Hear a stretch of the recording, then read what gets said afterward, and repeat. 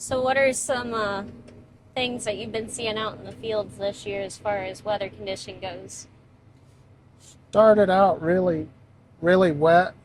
We had a lot of standing water and everything. Here the last week it's really turned, and now we're actually getting pretty much on the dry side. Do you think any of this is going to have an effect on anybody getting on free anhydrous or free nitrogen? This is the first year we haven't put on anhydrous. We went to liquid side dress, but it's been a pretty big battle for the guys that did put on pre-plant ammonia. The guys that got it on early, then the rain set in. They had some issues with washouts from the knife tracks and just trouble getting across the ground and everything. What's one of the reasons why you guys switched over to liquid nitrogen? Well, we prefer to do both, put on liquid nitrogen and anhydrous, and then come back with liquid as a side dress. We just mainly was looking at a time constraint, trying to do things a little quicker. When we have put all liquid on in the past, we've been very pleased with the results we've got. Do you guys have any sulfur additives that you put in? With the liquid, we add sulfur and like a micronutrient pack with several things in it. Have you noticed any increase in yields, decrease? Has it been worth your money? We feel like it really helps with the yield. It maybe costs a little more, but it seems like it's worth it with the increased yield. You could do any Purdue on the Farm study trial. What would you do and why? Oh boy, that's a good question. Money is not a restraint or anything like that. Right. I guess I'd kind of nitrogen test to just see what your optimum level of nitrogen is, and test like anhydrous against liquid and dry. What's the number one thing you hear from other farmers on what they would like to test out? I think nitrogen's one of the bigger things. Also, planting population, just trying to figure out what exactly the best population to shoot for is. That seems to vary every year depending on the weather, so just maybe more studies on that. In your time with Purdue on the Farm, what are some things you have learned? Keep better records. That's probably the most important thing. How has that happened, or have you seen any changes with that?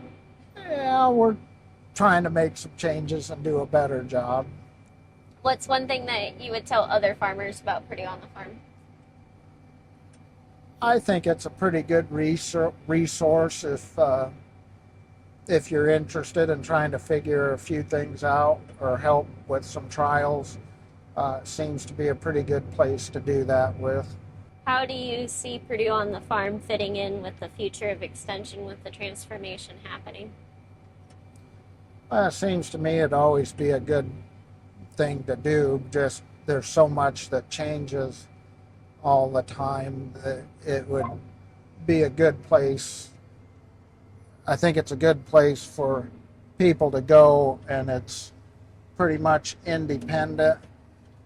It's not a seed company or chemical company telling you what they found. It's just trials. Does that give you more comfort in seeing the research trial results from Purdue on the Farm, knowing that it's farmer and university led with extension? Yes.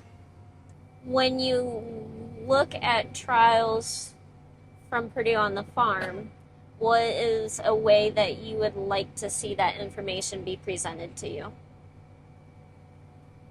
By word of mouth, through media, booklets? How would you like to access that? I'd say with all of those.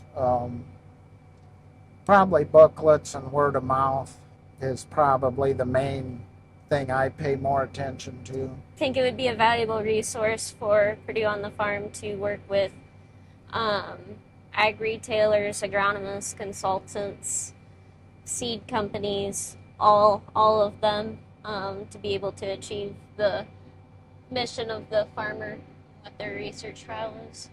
Yeah, I think that would be a very worthwhile thing to do. Buying product or looking at that trials, would that help you make on-farm decisions? Yeah, I think so.